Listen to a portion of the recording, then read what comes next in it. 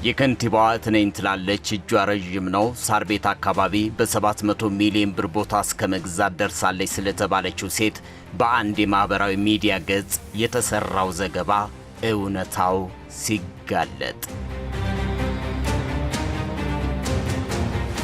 እኔ ወይዘሮ አዳነችን በቴሌቪዥን ከማየት በስተቀርና ስራቸውን ከማድነቅ በስተቀር ሌላ ተገናኝቼ ማላቅ። እኔ ጎንደሬ ነኝ፣ እሳቸው ኦሮሞ ናቸው። በምን ነው የምንገናኝና እህትም ሆነው? ቸኩዬም ኢንተርቪው ሰጥቼ ሊሆን ይችላል። ያው ለስተቱ ደግሞ ይቅርታ ጠይቄያለሁ። ካሳውን ሰጠን ማለት ነው።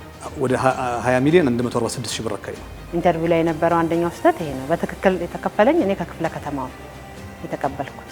ጋዜጠኛ ሪያ ተስፋ ማርያም በማህበራዊ ሚዲያው ገጽ የሰራው ዘገባ ሳር ቤት አካባቢ እነ ወይዘሮ ሳኒያ ከበደ በተሰኙ የቤተሰብ አባላት መኖሪያ ቤት ላይ ያነጣጠረ ነው። ይህ ቤት 430 ካሬ ሜትር ስፋት ያለው ነባር ቦታ ነው። መዲናችን አዲስ አበባ እንደ ስሟ ውብ ለማድረግ የተያዘውን ውጥን ለመተግበር የተጀመረው የኮሪደር ልማት ከዚህ ርስት 190 ካሬ ሜትርን እንዲነካ በ2016 ዓመተ ምህረት መጋቢት አካባቢ መወሰኑን ነው በአዲስ አበባ መሬት አስተዳደር ቢሮ የቂርቆስ ቅርንጫፍ ኃላፊ ሙሉነህ ሙሉጌታ የሚናገሩት። ልዩ ቦታው ሳር ቤት አካባቢ ነው። ከአደምስ ፓቪሊዮን ጀርባ ያለ ይዞታ ነው። 430 ካሬ ሜትር በካርታ የተረጋገጠ ህጋዊ ይዞታ ነው ማለት ነው። ይሄ ይዞታ እንግዲህ ሲባልም እንደነበረው ሰሞኑን በልማት ምክንያት ያነሳ ነው ይዞታ ነው። ይዞታው በእርግጥ 2016 መጨረሻ አካባቢ ላይ በኮሪደር ልማት የኮሪደር ልማቱ አካል ስለነበረ በዛ ልማት እንዲነሳ አስፈላጊው ልኬትም ትንተናም የተወሰደ ውይይትም አካባቢ ነው በሙሉ ከተወያየ በኋላ በዛ እንዲሄድ ተደረገ ይዞታ ነው ማለት ነው። ይሄ ይዞታ ኮሪደሩ መጥቶ እዛ አካባቢ ለፕላዛ የሚውል ኤሪያ ስለሆነ ፕላዛው እስኪለማ ድረስ ተብሎ የነሱ አካባቢ ለጊዜው ሳይነሳ ቆይቷል። ፕላዛውን እስክናለማው በሚል የኮሪደር ልማቱ ሰፍቶ የኢትዮጵያ ዋና ከተማ የአፍሪካ ህብረት መቀመጫና የዓለም አቀፍ ማህበረሰብ መናኸሪያ የሆነችው አዲስ አበባ እንደ ስሟ አበባ እንድትሆን የሚመኙት በውጭና በሀገር ውስጥ የሚኖሩት የነ ወይዘሮ ሳኒያ ከበደ ቤተሰቦች ከኮሪደር የተረፈውን 230 ካሬ ሜትር ቦታ ላይ በግላቸው ለማልማት ጥያቄ አቅርበዋል። እና የኛን ፕሮፖዛል ወዴት ሀይድ አደረጉት? ለምን ተደበቀ? እሺ ያ ፕሮፖዛል ያቀረብነው በቂ ካልሆነ ደግሞ እኛ ከሌላ ሰው ከባለ ሀብት ጋር ተጋጭተን የመስራት እድል አለ። ብዙ አፕሮች ያለ አቶ ሙሉነህ ከተማ አስተዳደሩን መመሪያ ጠቅሰው ምላሽ ይሰጣሉ። ምንም እንኳ የልማት ተነሺ በኮሪደር ልማት በቀረችው ቦታ ላይ ላልማ ብሎ እንኳን ቢያስብ በሴት ባክ አሰራር ቦታው 500 ካሬ ሜትር በታች ከሆነ ባለ ንብረቱ ስለፈለገ ብቻ ሊያለማው አይችልምና መመሪያው የባለ ርስቶቹ የነ ወይዘሮ ሳኒያ ከበደ ከኮሪደር የተረፈው 230 ካሬ ሜትር ቦታ እነርሱ ለሪል ስቴትና መሰል ልማት እናውለው በማለት ያቀረቡት ጥያቄ ከአሰራር አንጻር ተቀባይነት እንደሌለው ያነሳሉ። 2016 መጨረሻ ላይ ቅድመ ማልማት ሊፈቀድልን ይገባል ብለው ጥያቄ አቅርበው ነበር። ለከተማው ድረስ ሄደው ማለት ነው። የፕላን ስምምነት ይሰጠንና እኛ ስላለን ፕላን ልንሰራ እንፈልጋለን በሚል እነ ሳኒያ ጥያቄ አቅርበዋል። በወቅቱ ሲቀርብም የከተማው ግንባታ ፍቃድ እና ቁጥጥር ባለስልጣን ቦታው የኮሪደር ቦታ ስለሆነ ከ500 ካሬ ሜትር በታች ማልማት አትችሉም የሚል ምላሽም ሰጥቷል። ከዛን ጊዜ ጀምሮ ነው እንደዚህ የተንከባለለ የመጣው ማለት ነው። አሁን እኛ ስናየው ደግሞ 430 ህጋዊ ካርታ አለው። ነገር ግን ፕላዛ ያረፈበት ነው። አሁን ቀጥሎ የሚለማ ኤሪያ ነው። ከዛ ውስጥ ከነሱ ከፕላዛው የምትቀረዋን ካሬ ሜትር የማቻቻል እሷንና ከቀበሌ ቤቶች ከፈረሰው ተቻችሎ ነው ማለት ነው። የ390 ካሬ ሜትሩ የዚህ አካል እንዲሆን የተደረገው ማለት ነው። እና አጠቃላይ ያለው ነገር ይሄ ነው እንጂ ለግለሰቦች የመስጠት እንደዚህ አይነት ስራም በፍጹም አልተሰራም ማለት ነው። ይህንን የከተማውን የኮሪደር ልማት ተከትሎ የተተገበረውን አሰራር ጠይቆ መረዳት እየተቻለ የነ ወይዘሮ ሳኒያ ቤተሰብ አባላት ከምን ተነስተው አሰራሩን ወደ ጎን ትተው በእጅጉ ቅሬታቸውን ማሰማት ጀመሩ። ቦታችን ያላግባብ ተሰጠ በማለት እሷ ባለ ሀብት ስለሆነች የኛ ከ100 ዓመት በላይ የኖረ ቤት አሳልፎ ለሷ መስጠት ተገቢ አይደለም። እውነት እሷስ እዛ ቦታ ላይ ገንብታ ትኖራለች? አካባቢው ላይ እንዳለ ሙሉ የጨረታ የኮሪደር ኤሪያ በመሆኑ እነ ሳኒያ ከበደ ደግሞ ካላቸው 430 ካሬ ሜትር ውስጥ ወደ 234 አካባቢ ቀርቶ ቀሪው ወደ 190 ካሬ ሜትር የሚሆነው የዚህ የፕላዛው አካል ነው። ፕላዛውን እስካልተገበር ድረስ በህግም ኮሪደር ልማቱ ቆሟል ማለት አይደለም። ያስመረቅናቸው መንገዶች ምኖች አሉ። ግን የኮሪደር ልማቱ በሂደት በጀትም የተያዘለት በአግባቡ የሚካሄድ ፕሮግራም ወጥቶለት የሚሰራ እንደሆነ ይታወቃል። ስለዚህ ይሄን 390 ካሬ ሜትር ላይ እዛው በሽንሻኖ ማስተካከል የሚቻል ከሆነ የከተማ ፕላን ኮሚሽንም መሬትም ገብቶበት የጋራ ጥናት ተደርጓል ማለት ነው።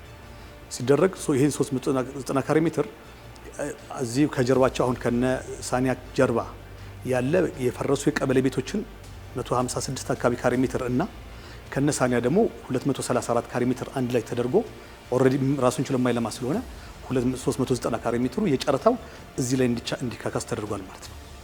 ይሄ ይዞታ ሲነገር እንደነበረው ከነ ወይዘሮ ጽጌ ከሚባሉት ጋር ግንኙነት ያለው ይዞታ አልነበረም በመሰረቱ የተሳተ ዘገባም ስለወጣ ማለት ነው። ይሄን ከተደረገ በኋላ ፖይንቱ የመጣው እኛ በኮሪደር መነሳት ሲገባን በኮሪደር ነው ተብለን ያለ አግባብ ለግለሰብ ተላለፈ የሚል ነው። ይሄ በጣም በጥንቃቄ የተሰራ ህግን ብቻ ማዕከል አድርጎ የተሰራ ስራ ነው። ላም ባልዋለበት ኩበት ለቀማ እንዲሉ አንድ ቀን እንኳ ተያይተው ተደዋውለው የማያውቁት ወይዘሮ ጽጌ በየነ ጋዜጠኛ አርያ በሰራው ዘገባ ላይ ግለሰቧ ከከንቲባ አዳነች ጋር እህት ናቸው ይባላል፣ እጃቸው ረጅም ነው ተብሎም ይነገራል የተባሉት ሴት ለመሆኑ ማን ናቸው? እኔ ስሜ ጽጌ በየነ ይባላለሁ። የመጣሁት ከካናዳ ነው።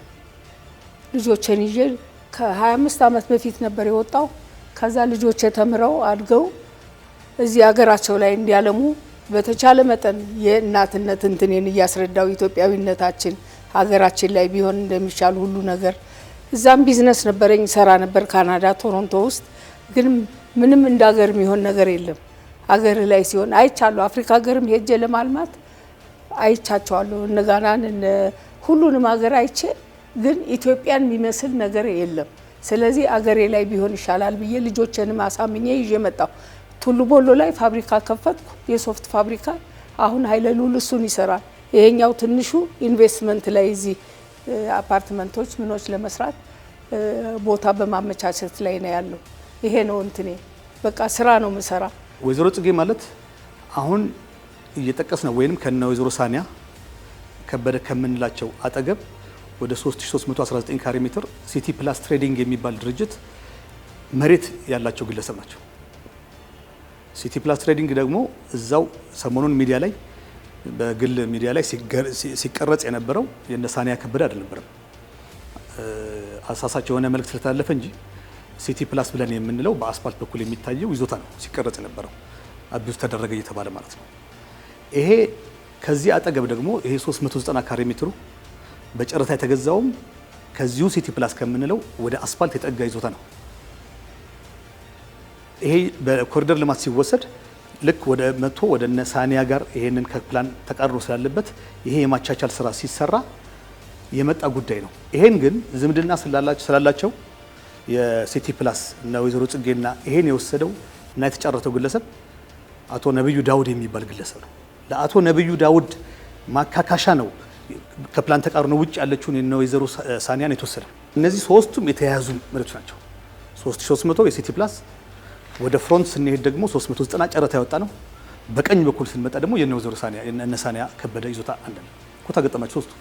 ስለዚህ ፊት ለፊት ያለው 390 ካሬ የምትችለው እዚህ የፕላን ተቃርኖ ያለበት ጋር የማቻቻል ስራ ነው የተሰራው ከሲቲ ፕላስ ጋር ተያይዞ ማለት ነው። ስለዚህ በዚህ በፍሮንት ላይ የነበረው ወደ አንድ ሳይድ እንዲደረግ ተደረገ ማለት ነው። ይሄንን ጉዳይ ግን አልፎ አልፎ እነ ወይዘሮ ጽጌ ይከታተሉታል። በጋራ እናለማለን በሚል ክትትል ይደረጋል። 3500 ምናምን ካሬውን በፊት ነው የገዛሁት። 5 ዓመት ይሆነዋል። ከዛ በኋላ ከፊት ለፊቱ ደግሞ የመንግስት ቦታ ነበረ። መሬት ባንክ የገባ ጨረታ ወጣ። ጨረታ ሲወጣ ጨረታውን በግድ እኔ ማሸነፍ ነበረብኝ። ለምን ከፊት ለፊት የሚችን ትንሽ መሬት ገዝተው እዛ ላይ እንትን ከሰሩብኝ የኔ መሬት ከኋላ ሊገባ ነው። እንደሱ እንዳይሆን ብዬ በከፍተኛ ዋጋ ነው ተጫርቼ ያሸነፉት እና በአንድ ጊዜ ከፍላለሁ ብዬ ያለ የሌለ ገንዘቤ ሙሉውን ከፍዬ ጨረታውን አሸነፍኩ። ያወሰድኩ መሬቱን ማለት ነው። ከዚህኛው መሬቴ ጋር ከ3000 ጋር ተዳመረና ወደ 4000 ምናምን ገባልኝ ማለት ነው። ይሄ ነው የመሬቱ እንትን። የሰዎቹ ቦታ ያው እንዳልኩ ሰንታል አቶ ሙሉነህም ሲናገር ያው ከጀርባችን ነው ያለው። ኮሪደር ልማት መጣ። ያቺኛዋ 390 በጨረታ ያሸነፍኳት ቦታ በኮሪደር ልማት ተወሰደች። ስትወሰድ ለሱ ማካካሻ እንትን መስጠት ነበረባቸው እና በዚህኛው በኩል በእነሱ በኩል ማለት ነው ያው የፈረሰ የእነሱ ብቻ ሳይሆን የሌሎችም የፈረሰ ቦታ ነበረ። ከዚህኛው ከተገኘው ቦታ ላይ እንትን አረጉልኝ። እሱ ሲሆን ደግሞ ከከንቲባ ጽሕፈት ቤትም መጥተው አይተዋል። ምን ብዙ ፕሮሰስ ተደርጎ ነው የማካካሻ እንትን የተሰጠኝ። አሁን ቅድም በስህተት ካሳንቺስ ስለተወሰደባት ቦታ ለሱ ነው ካሳ የተሰጣት ሲባል ሰምቻለሁ። አይደለም፣ እሱ ሌላ ነው። እሱ 2750 ካሬ ካሳንቺስ ኮሪደር ልማት ወስዶብኛል። ገና ነው እሱ፣ ምንም አላረኩም። ያ ሌላ ነው። ይሄኛው ግን ለዚህ ለ390ው ለፈረሰው ነው እዚህ እንትን የተደረገልኝ። በዚሁ ካነሳ ነው አይቀር ከቤተሰብ አባል አንዱ የሆነውና ኑሮን በለንደን ሀገር ያደረገው ንጉሱ ወይዘሮ ጽጌ በአስተዳደሩ ካቢኔ በአሰራሩ መሰረት በተላለፈላቸው ቦታ ቅር በመሰኘት ያለምንም ማስረጃ በጋዜጠኛ አራያ በአደባባይ የከንቲባዋ እህት ናቸው በማለት ቃለ ምልልስ ማድረጉ ስለምንድን ነው? ምክንያቱስ? ጽጌ ማለት ያው እሷ ገለጻ የምታደርገው የሰፈሩም የሳር ቤት ሰው የሚያውቃት ክብርት ከንቲባ አዳነች አቤቤ እህት ነኝ ነው የምትለው በፊትም እና የሰፈሩም ሰው በዛ ነው የሚያውቀው እና እጇ ረጅም ነው እየተባለ ነው እንደውም የሚወራው ሰፈር ውስጥ። በመጀመሪያ እኔ ጎንደሬ ነኝ። ክብርት አዳነች አቤቤ ደግሞ ኦሮሞ ናቸው እስከማውቀው ድረስ። እንደ ማንኛውም ኢትዮጵያዊ በቴሌቪዥን ላይ በእንትን ላይ ከማየት በስተቀር አንድ ቀንም ተገናኝተን እንኳን አናውቅም። ሲጀመር ቆይ እህት ነኝ ብሎ ሲሄዱ ቦታ ይሰጣል እንዴ? መውሰድ ይቻላል የሰው ቦታ እንዴት ተብሎ? እንደሱማ ቢሆን ብዙ ነገር ይሆን ነበር። እንደውም የወይዘሪት ከንቲባ አዳነች እህት ነኝ እያለች ነው እያስፈራራች። አርያ ሚዲያ ላይ ያው ጽጌ በየነ የክብርት ከንቲባ አዳነች አቤቤ እህት ነች ትባላለች ያልኩት ኢንተርቪው ያው እርግጥ አሁን በደንብ ሳጣራ እህት እንዳልሆነች ከንቲባውም ደግሞ ያለ አግባብ ስሟን ማንሳቴ ትልቅ ስህተት ነው። በጣም ይቅርታ እላለሁ፣ ይቅርታ ጠይቃለሁ። ክብር ከንቲባ እርሶም በእንደዚህ አይነት ሲቹዌሽን በእንደዚህ አይነት እንትን ስሞትን ማንሳቴ ስህተት ነው። ትልቅ ይቅርታ ጠይቃለሁ። ክብርት ከንቲባ አዳነች አቤቤ አንስቻለሁ። በጣም አፕሪሼት ማድረግ አሰኘች። በኢትዮጵያ ታሪክ ከንቲባ ሆኖ አዲስ አበባ እንዲያበለጸቀ ከንቲባ የለም። ያም እንዲህ እንዳለ ስማቸውን ጠቅሻለሁ። ሴትዮዋ ወይዘሪት ጽጌ በየነ የምትባል ባለሀብት መጣ ቤታችን እንደወረሰች እንደገና ደግሞ የክብርት ከንቲባ አዳነች አቤቤ እህት ነች ብዬ ጠቅሻለሁ እዛ ላይ። እርግጥ ከእውነት የራቀ ነው። እህቷም አይደለችም፣ በምንም አይገናኙም። ይህን ያልኩበት ምክንያት ምንድን ነው? እኔ ነዋሪነት እዚህ አይደለም፣ ግን የአካባቢ ሰው ተወላጆቼ፣ የሳር ቤት ተወላጆቼ ይህን ያወሩ ነበር። ይሄ ነገር ጆሬ ይገባ ሰማሁ። ይሄን ነገር በትክክል እኔ ሚዲያው ላይ ያልኩት እህት ነች እየተባለ ነው የሚወራው ነው ያልኩት። ስልም ደግሞ ከሰበሬ ከአካባቢ ተነስቼ ነው። ያ ደግሞ ማለት በጣም ፔን አለኝ የተደረገው ነገር። እስከ ሴትዮዋ ጋር እኔ በአካል ተገናኝቼ አላውቅም። በስልክ ነበር የምንገናኘው። ያው ያለውን ነገር በአካል ተገናኘን። እዚህ ነዋሪ ስላልሆንኩኝ ያለውን ኢንፎርሜሽን ያው ከአካባቢ ሰዎች በምሰማበት ሁኔታ ያው ስለምደዋወል ከሰፈሬ ሰዎች ጋር ከነዋሪዎቹ ጋር እንደዛ ኢንፎርሜሽን ሲሰጡኝ ሰዎቹም የሳሏት እሷ እርግጥ የአዳነች አቤቤ እህት ነች እጇ ረጅም ነው ምናምን የተባለው ከዛ ሳይር ነው እንጂ ይሄ ክብርት ከንቲባን አይወክልም። ክብርት ከንቲባም ከዚህ የጸዱ ናቸው። በፊትም እኔ እሳቸውን ወግኜ እንጂ እሳቸውን ወቅሼ የተናገርኩት ኢንተርቪው የለም።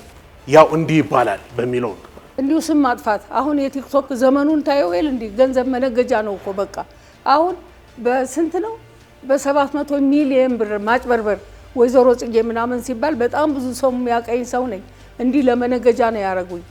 በቃ ማይሉኝ ነገር የለም። አሁን ይሄ አይደለም ያለፈው ቪዲዮ ላይም እንትን ስናስገባ ፕሮፖዛል ስናስገባ ፕሮፖዛሉን ታሰርቀዋለች። እጇ ረጅም ነው ወይ አንገቷ ረጅም ነው እያሉ ማይሉኝ ነገር የለም። ገብቷል። እንዴት ብዬ ነው የገብቼ ፕሮፖዛል ላሰርቅ ምችል? ይሄኛውም አሁን የወይዘሮ አዳነች እህት ነኝ ብላለች የተባለውን አላልኩም አለ።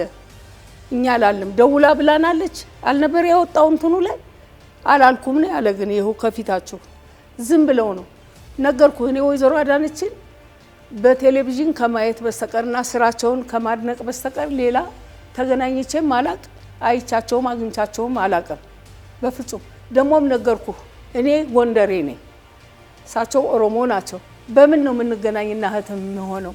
እንዲህ አይነት ያልተመጣጠነ ወሬ ያውን በስም ማጥፋት በሕግ እስከ ማስጠየቅ የሚደርስ ቃለ ምልልስ ለመስጠት ሌላ ምክንያት ምንድን ነው? የዚህ ሀገርና የዚህ ሀገር ሲስተም የተለየ ነው። እርግጥ እዚህ በሆን ያለውን ነገር ያለውን ጉዳያችንን ኤቭሪ ሲንግል ዴይ አፕዴት ላደርግ ይችላል በየጊዜው እየሄድኩ።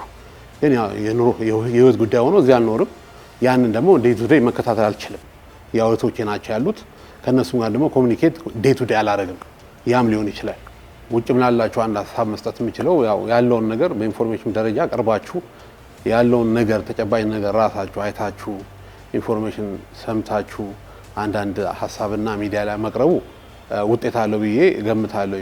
ምክንያቱም ያው አንዳንድ ኢንፎርሜሽኖች የተሳሳቱ ኢንፎርሜሽኖች ናቸው።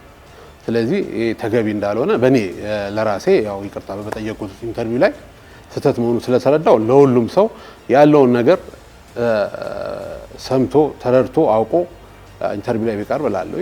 የቂርቆስ ክፍለ ከተማ የልማት ተነሺዎችን መመሪያ መነሻ በማድረግ እንደ ማንኛውም የልማት ተነሺ ለነ ወይዘሮ ሳኒያ ከበደ ቤተሰብ ካሳ የሚውል 20 ሚሊዮን ብር በላይ በውጪና እዚሁ አዲስ አበባ በሚገኙ 7 የቤተሰብ አባላት ስም ቼክ አስረክቧቸዋል።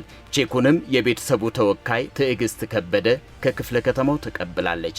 በለንደን ሀገር የሚኖረው የቤተሰቡ አባል ንጉሱ ቤት ውስጥ ያለውን ያለመግባባት ችግር በሌላ መንገድ መቅረፍ ሲችል ለምን ይሆን በዚህ ተቃርኖ መቆም የፈለገው? ካሳ 20 ሚሊዮን ብር ይበቃቸዋል ብላ በዝግ አካውንት እኛ በሌለንበት ሰባታችንም በዝግ አካውንት ደብዳቤ ያለ ይህን የሚመራው አካል ማን ነው? እቺን ሴት የሚደግፍ ጽጌ በየነ ነው ያልከኝ? ጽጌ በየነን ከጀርባ የሚገፋት ኃይል አለ ወይስ እንዴት ነው? ልክ ሰኔ 28 2017 ዓ.ም የካሳ ክፍያቸውን ህጋዊ ውክልና ላላት ለትዕግስት ከበደ ለእህታቸው ህጋዊ ውክልናውን አይተን ካሳው ስንት እንደሆነ አስረድተን ይሄ ካለፈ እስካሁን እንግዲህ ያጓተትን ከፋሲካ አልፎ ሰኔ ደርሰናል። ይሄ አሁን በጀት መዝጊያ ውስጥ ነው ያለ ነው። ስለዚህ እናንተም ትጎዳላችሁ፣ ልማቱም ይደነቀፋል። ስለዚህ ይሄን እናድርግ በሚል ከትዕግስት ጋር ተናግረን ወይዘሮ ገነትን ቤት ሄደን አናግረናት አዛይንድ ካሳውን ሰጠን ማለት ነው።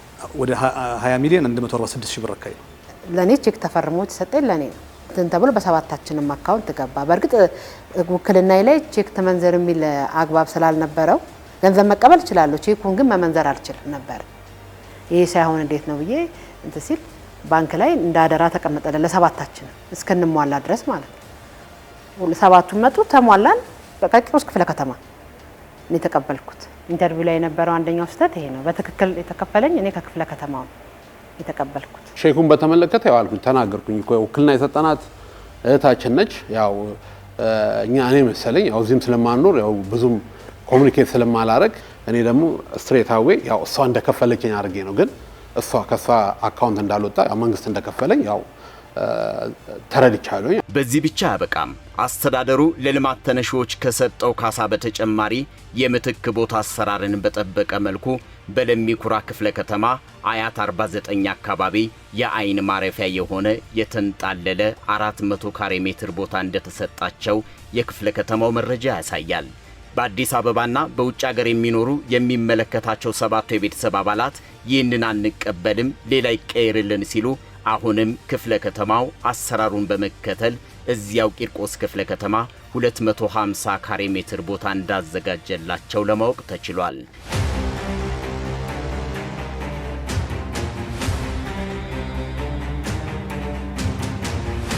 የሁሉ አሰራሩን ጠብቆ በሄደበት ሁኔታ የቤተሰቡ አባላት በድንገት ነው ቤታችን የፈረሰብን የሚሉት በእውኑ ትክክል ነውን? እስኪ በማስረጃ አስደግፈን እንንገራቸው።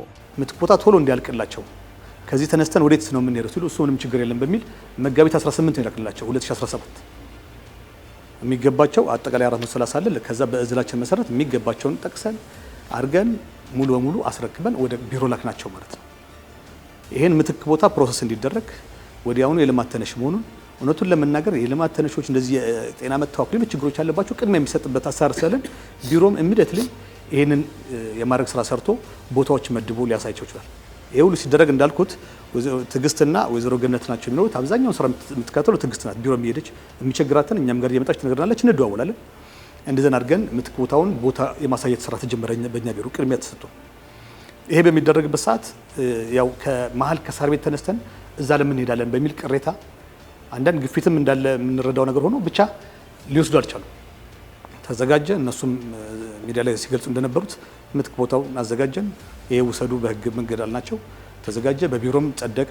ይሄን ሳይወስዱ ቀሩ ማለት ነው። መጥተው አዋይቶናል። ተወያየም ጊዜም ተሰጥቶናል።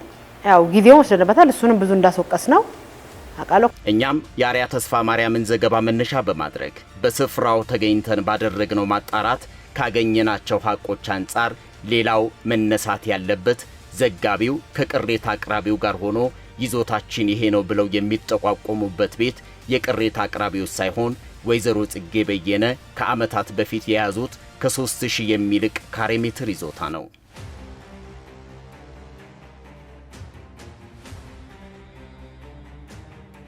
ፍየል ወዲህ ቅዝምዝም ወዲያ የተባለለትን ዘገባ ለማጣራት ወቃሽና ተወቃሽን ያካተተው መድረክ ላይ ተገኝተን ባደረግነው ምልከታ ጋዜጠኛ አርያና ባልደረቦቹም ለጠፋው ጥፋት ይቅርታ እንጠይቃለን፣ በራሳችን ሚዲያም ማስተባበያ እንሰጣለን እንጂ ለዚህ ዝግጅት ክፍል የምንሰጠው ማብራሪያ የለም ብለዋል።